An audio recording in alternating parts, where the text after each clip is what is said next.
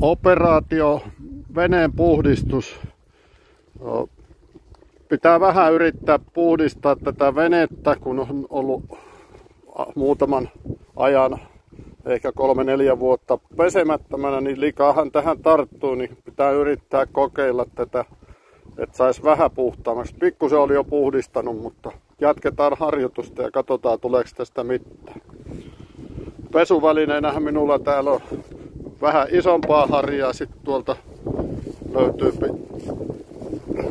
mäntysuopaa, sangen vanhaa, sitten on paria pienempää harjaa ja koussamilla ja sitten tuolla kastelukannulla sitten huuhtelu. Ja sen verran on ottaa tätä venettä tänne mantereen suuntaan vähän enemmän, että ei valu sitten nuo mäntysaippuat tonne suoraan veteen, vaan ehkä imeytys tuossa välillä. Että pitää yrittää ottaa sekin huomioon, kun ei ne kalat kuulemma tykkää mäntysuovasta.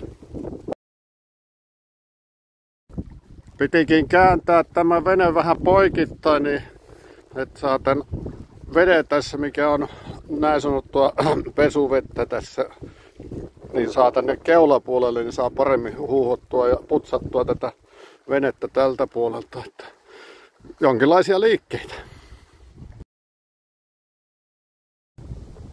No nyt alkaa olla tää vene kohtuullisesti, eihän tää tietenkään täysin puhtaaksi tuu tehtyä, kun ei nyt niin täydellisyyteen ole tarkoituskaan saada, mutta suurin piirtein on putsattu ja sitten pitää laskea nämä vedet sitten pois, että jospa tää tästä näin.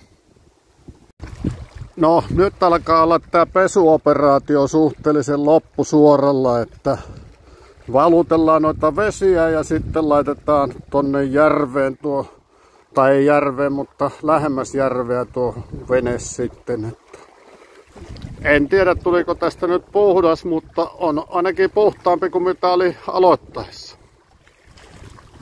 Että tällaisilla terveisillä näin taitaa olla lauantai-päivä tänään. Moikka!